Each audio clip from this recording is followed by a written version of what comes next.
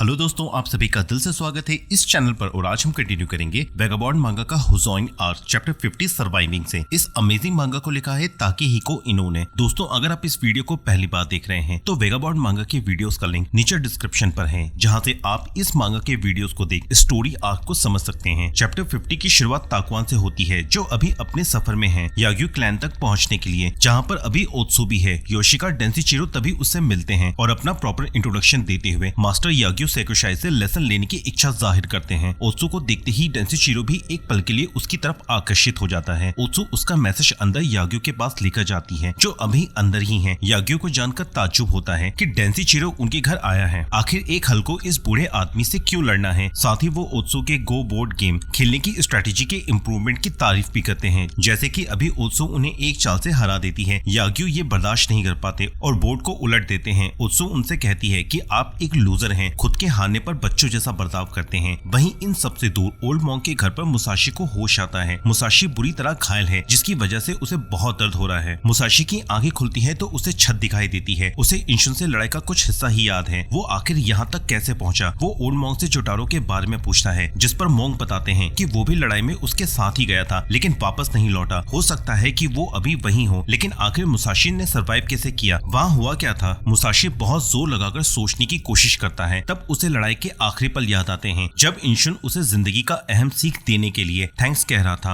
और वो एक झटके से उठता है। वो देखता है कि जोटारो सामने ही खड़ा हुआ है। जोटारो कहता है, खुशकिस्मती है कि तुम बच गए, लेकिन ये इतना भी नहीं है। आपके साथ मेरा सफर यहीं तक था मास्टर। ये यूं कहे मियामोटो मुसाशी, मैं तुमसे और नहीं सीखना चाहता। मैं तुमसे लड़ाई के मैदान से भागना सीखना नहीं चाहता। ये सुनते ही मुसाशी चौंक जाता है। उसकी धड़कनें फिर गहरी हो जाती हैं। मुसाशी को याद आता है कि इंशुन का हमला उसके सीधे हाथ पर हुआ था। वो वहाँ डर गया था, इसलिए इंशुन पर धूल फेंक कर लड़ाई से पीठ दिखाकर भाग निकला था। इंशुन ने उसके पीठ पर हमला भी किया था, लेकिन वो वहाँ से बच निकला था। ये सब मुसाशी के लिए भी शर्मनाक है। तभी ओल्ड मॉन्क मुसाशी के जख्मों की मरहम पट्टी करते हुए कहते हैं, इंशुन ने बहुत से हमले बर्बाद कर दिए। अगर उसे तुम्हें हराने के लिए इतना हमला करना पड़ा, तब तो उसे बहुत कुछ सीखना है। मुसाशी ओल्ड मॉन्क से पूछता है, आप कौन हो। ओल्ड मॉन्क बताते हैं कि मैं होजाइन इनाई हूँ। ये सुनते ही मुसाशी के पसीने छूट जाते हैं, लेकिन इनाई के चेहरे पर अभी दया ही है। ये देख मुसाशी की आंखों में आंसू आ जाते हैं। वो रोते हुए कहता है, मैं कुछ भी नहीं हूँ, मैं बहुत छोटा हूँ। मुसाशी को अपना घमंड भरी बातें याद आती हैं कि वो इनविंसिबल है। वो उस लकड़ी के स्वॉर्ड से किसी की भी जान ले सकता है। उसने इंशुन से पूछा था कि अगर वो होजाइन का सेकंड जनरेशन मास्टर है, तो क्या वो होजाइन इनाई से भी ज्यादा स्ट्रॉन्ग है। मुसाशी उसे भी हरा देगा, लेकिन वो उसी होजाइन इंशुन को पीठ दिखाकर भाग आया था। अगले दिन मुसाशी के फिर आंखें खुलती हैं। उसका दर्द अभी भी है और भूख के चलते ओल्ड मॉन्क का बनाया खाना खा लेता है, लेकिन इन सब के बीच उसका पछतावा अभी भी उस पर भारी है। वो अब तक खुद को बेवकूफ ही बना रहा था कि वो स्ट्रॉन्ग है। उसका ताकतवर होना बस उसका एक वहम ही था। वो मरने के लिए तैयार नहीं था। उसे सुजीकाजे तेनमा की याद आती है, जो खुद भी डर कर भागा था और उसकी ही तरह मुसाशी भी भागा। उसमें और तेनमा में आखिर क्या अंतर रह गया। इतने सालों में उसने कोई प्रोग्रेस नहीं की। तभी वहाँ इनाई उसके लिए दवाइयाँ ले आते हैं। मुसाशी को ये समझ में नहीं आया कि वो तो होजाइन इनाई का दुश्मन है, फिर क्यों वो मुसाशी की देखभाल कर रहे हैं। इनाई पूछते हैं कि आखिर कोई तुम्हें अपना दुश्मन क्यों समझेगा। ये सही भी है। मुसाशी इवन एक हमला भी ठीक से नहीं कर पाया। इंशुन से जो भी आज तक भिड़ा, कोई भी उसकी जान के लिए खतरा नहीं बना। बस यही एक चीज है जिससे अब इंशुन को बाहर निकलना होगा। कुछ ही समय में मुसाशी की टफ बॉडी आसानी से रिकवर कर लेती है, लेकिन जितना उसके घाव बढ़ते हैं, उसका खुद के लिए निराशा और भी बढ़ती जाती। इनाई कहते हैं कि एक योद्धा को खुद की आत्मा और बॉडी को डिसिप्लिन करना होता है। इंशुन की बॉडी का डिसिप्लिन और टेक्निक को भेदा नहीं जा सकता, लेकिन तब भी उसे खुद की आत्मा को डिसिप्लिन करने नहीं आया। अगले दिन मुसाशी को नाश्ता करते समय इनाई फिर कहते हैं, मुश्किलों के पार जाना और अपनी जान को खतरे में डालने से ही आत्मा मजबूत और मैच्योर होती है। इंशुन भी ये बात समझ गया है, लेकिन इंशुन के जीनियस होने की वजह से सिर्फ उसके अपोनेंट्स की ही जान खतरे में रहती है। तभी मुसाशी के सीने में दर्द होता है, जिसे तो इनाई थोड़ा ध्यान रखने को कहते हैं। उसके घाव अभी भरे नहीं है। मुसाशी को पूरे समय बस इंशुन की लड़ाई की ही याद आ रही है, जिससे उसका मन बेचैन है। वहीं इन सबसे दूर याग्यू में ओसु तकीजो को लेटर लिख रही है। याग्यू सेकुशाई, जो कि शिंकेज स्टाइल ऑफ स्वॉर्डमैनशिप की मास्टर हैं, असल में वो एक बच्चे की तरह हैं। वो बताती है कि अगले दिन याग्यू दोबारा ओसु को गो बोर्ड गेम खेलने के लिए इनवाइट किया। वो ओसु के साथ अपने गेम को कंटिन्यू करना चाहते थे, जबकि वो हार चुके थे। याग्यू ने कहा था कि वो गेम तो कभी खत्म ही नहीं हुआ, तो वो दोबारा शुरुआत कर सकते हैं। वहीं मुसाशी अपने खाने का ध्यान रखते हुए जल्द से जल्द रिकवर करने की कोशिश कर रहा है। इनाई मुसाशी को समझाते हैं कि चाहे तुम कितना भी स्ट्रॉन्ग क्यों ना हो जाओ, डेथ फाइट एक बहुत ही बड़ा चैलेंज होता है, इवन उनके लिए लिए भी, और एक तरीका है जिससे उस डर को महसूस करते हुए डर को काबू किया जा सकता है। ऐसा करने में सिर्फ ट्रूली स्ट्रॉन्ग ही कामयाब हो पाते हैं। इंशुन ने कभी इस डर को महसूस नहीं किया तो उसे अभी बहुत कुछ सीखना होगा। इनाई देखते हैं कि मुसाशी का जख्म भर रहा है। वो मुसाशी से पूछते हैं कि क्या तुम इंशुन को डर का मतलब सिखा पाओगे। ये बात भी मुसाशी के लिए चौंकाने वाली है। मुसाशी इनाई से पूछता है क्या मेरा उसे जान से मारना ठीक रहेगा। उसी रात मुसाशी नींद से झटके से उठता है, जो इनाई भी देख लेते हैं। इनाई कहते हैं समय तुम्हारा घाव तो भर देगा, लेकिन तुम्हारे डर को नहीं जो तुम्हारी आत्मा पर है। ये मुसाशी के लिए भी अच्छा नहीं है। अगले दिन इनाई खेतों में रोज का काम कर ही रहे होते हैं कि वहाँ मुसाशी आ जाता है। इनाई को लगा जैसे वो उन्हें डिस्टर्ब करने आया हो, क्योंकि वो अपने साथ अपनी स्वॉर्ड और इनाई की स्पीयर भी लाया है। मुसाशी इनाई को मास्टर पुकारते हुए उनसे ट्रेनिंग लेना चाहता है। वो इस तरह से फाइट को जाने नहीं दे सकता, खास करके जब इंशुन ने उसकी इतनी पिटाई की हो। वो उसे नहीं छोड़ना चाहता। मुसाशी के दोबारा मास्टर पुकारने पर इनाई उसे कहते हैं कि मुझे मास्टर मत कहो, कहना है तो ओल्ड मैन कह लो, जिस पर मुसाशी उन्हें ओल्ड मैन ही बुलाता है। ये इनाई के लिए भी अनएक्सपेक्टेड था। इनाई उसे घने जंगलों में ले जाते हैं और बताते हैं कि उनके साथ ट्रेन करना इतना आसान नहीं होगा, और वो मुसाशी के कंधों पर चढ़ जाते हैं, जो सीधा एक नदी के पास पहुंचते हैं। मुसाशी को ट्रेन करने से पहले इनाई उसे उसके गोल के बारे में पूछते हैं, जिस पर मुसाशी बताता है कि वो इंशन को हराना चाहता है, मतलब कि वो इनाई से उनके ही डिसिप्लिन को हराने के लिए ट्रेनिंग चाहता है। इनाई उससे कहते हैं कि इंशन को हराने के लिए तुम्हें वही करना होगा जो अब तक तुम करते आए हो, जो मुसाशी को भी समझ नहीं आता। जिस पर इनाई कहते हैं कि तुम ये बात तब तक नहीं समझोगे जब तक तुम ये नहीं समझ लेते कि तुम क्यों हारे। जिस पर मुसाशी कहता है कि वो नहीं हारा, वो जिंदा है, ये तो बस उसके पीछे हटने की स्ट्रेटेजी थी और मैच अभी खत्म नहीं हुआ है। इनाई को खुशी है कि वो इतना रिकवर तो कर लिया है कि वो खुद को दोबारा स्ट्रॉन्ग कह सके। वो मुसाशी से पूछते हैं तो तुम क्या करोगे, इंशन को कैसे हराओगे, जिनकी परछाई में उसे इंशन दिखते हैं। ये देखकर वो फिर घबरा जाता है। उसे याद आता है कि कैसे इंशन ने उस पर हमला किया था। वो बचने की कोशिश भी करता है, लेकिन इंशन तेज है और तभी इंशन के हमले से वो पानी में गिर ही रहा होता है। लेकिन ये इंशन नहीं बल्कि इनाई है। पानी में गिरते ही मुसाशी पानी के साथ बहाव में बहते हुए झरने से नीचे गिर जाता है, जहाँ दूर से इनाई भी देख रहे हैं। कुछ दूर आगे जाकर मुसाशी किसी तरह पानी से बाहर निकल आता है। कुछ देर में उसके पास इनाई भी पहुँचते हैं। मुसाशी को समझ में नहीं आया कि वो इतना कायर कब से बन गया और उसे खुद के भागने की यादें आती हैं। मुसाशी को अब समझ में आ रहा है कि वो इंशन से डरता है, आखिर वो उसे कैसे हराए। मुसाशी की बेचैनी इनाई समझ सकते हैं। वो कहते हैं बेचैन होना, कमजोरी,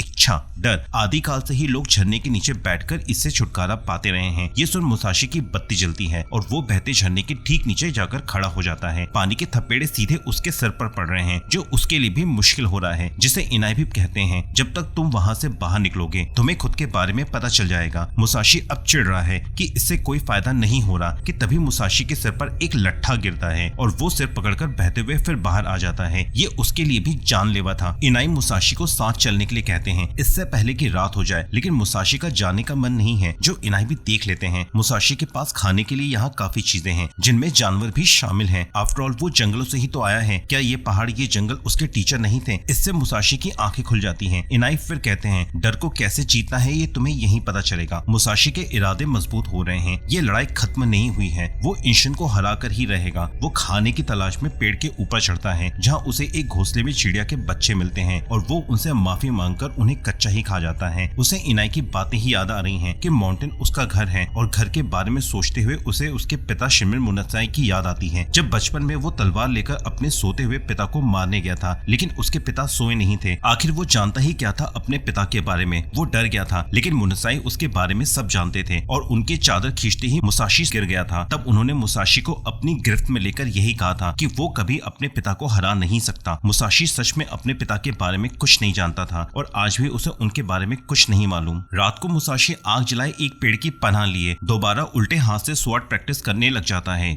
वो इंशन को कितना जानता है, वो उससे पहले कभी मिला ही नहीं है। उसने तो बस मुंह उठाकर इंशन पर हमला कर दिया था अपने एम्बिशन के खातिर। उसका खुद का कोई स्टाइल नहीं है। उसे खुद की ताकत पर घमंड था, जैसे कि एक बार वो भिड़ गया तो कोई ना कोई रास्ता निकाल ही लेगा। ये उसका बचपना ही था, बेहुदा सा घमंड था, इसे माफ नहीं किया जा सकता। मियामोटो मुसाशी वाकई में उसके पास हारने का कोई बहाना नहीं है। अगले दिन भोर होते ही इनाई दोबारा उसी जगह पर आते हैं जहां उन्हें मुसाशी की जलाई लकड़ियां मिलती हैं, लेकिन मुसाशी वहां नहीं है। वो समझते हैं कि वो मुसाशी को ब्लेम नहीं कर सकते। वो घमंडी और लापरवाह था। पहली हार उसके लिए असहनीय होगा। वो समझते हैं मुसाशी की हार से भागने को और उसके अकेलेपन को, सिवाय उसे ब्लेम करने के। आखिर वो है तो एक इंसान ही कि तभी उन्हें दोबारा खून की प्यास महसूस होती है और वो पलटकर देखते हैं कि मुसाशी झरने के नीचे मेडिटेट कर रहा है। वो वो अभी पिनका हुआ है इंशुन से बदला लेने के लिए, और वो इनाई को देख उनके पास पहुंचते ही कहता है झन्ने इतना बुरा भी नहीं है, मन की सभी डिस्ट्रैक्शन को साफ कर देता है। मुसाशी को देख इनाई खुश है। वो मुसाशी से पूछते हैं कि क्या उसे जवाब मिला, वो इंशुन को कैसे हराने वाला है, जिस पर मुसाशी कहता है कि उसे इंशुन के बारे में और जानना होगा। इनाई भी जानना चाहते हैं कि क्या वो समझने की कोशिश कर रहा है कि वो कैसे हारा, लेकिन मुसाशी के हिसाब से वो अभी हारा नहीं है, ये बस जीत की ओर एक कदम है, और वो दोबारा इनाई से ट्रेनिंग के लिए कहता है। तभी वहाँ हवा के झोंके से एक बेर गिरता है, जिस पर इनाई अपनी स्पेयर में मुसाशी को बेर मारते हैं। वो मुसाशी से पूछते हैं इंशुन को जानने के बाद क्या तुम उसे दोबारा फेस कर सकोगे, लेकिन मुसाशी इंशुन को हराए बिना आगे नहीं बढ़ सकता। आज भी मुसाशी जंगल में ही रुकता है। उसे उसके बचपन के जंगल में बिताए पल याद आते हैं, जब ओत्सु भी उसके साथ हुआ करती थी। तभी उसे अफसोस होता है कि वो आखिर यहाँ कर क्या रहा है, क्या उसने कुछ नहीं सीखा या दोबारा बिखर रहा है। वो ओत्सु से ही पूछ रहा है कि क्या सब कुछ ठीक होगा। अगली सुबह भोर होते ही मुसाशी पेड़ पर उल्टा लटक कर ट्रेनिंग कर रहा है कि तभी इनाई वहाँ आ जाते हैं। आज मुसाशी इनाई के स्पेयर के पार देखना चाहता है, क्योंकि आज ही वो दिन है। कुछ देर बाद इनाई आराम से पानी पी रहे हैं और उन्होंने मुसाशी के चारों खाने चित कर दिए हैं। मुसाशी की कोशिश काफी नहीं थी। आखिर इनाई एक बूढ़े आदमी है जो काफी समय पहले ही रिटायर हो गए थे, जिन्हें मुसाशी हरा नहीं पाया। आज भी मुसाशी जंगल में ही है। वो अपने खाने के लिए एक खरगोश का शिकार करता है और हमेशा की तरह उसे माफी मांगकर उसे खा जाता है। इनाई इस उम्र में भी बहुत तेज है। मुसाशी उनके स्पेयर की मूवमेंट देख ही नहीं पाया, उसमें अभी काबिलियत नहीं आई है। तभी उसे ताकवान की बात याद आती है कि अगर उसका दिल पहले से ही भरा होगा तो उसके स्वॉर्ड में ताकत नहीं होगी और वो मारा जाएगा। वो खुद में ढूंढने की कोशिश कर रहा है कि उसे कौन सी बात डिस्ट्रैक्ट कर रही है। उसे दोबारा ताकवान की बात याद आती है, अगर वो एक पत्ती में ही खोया रहेगा तो कभी पेड़ नहीं देख सकता,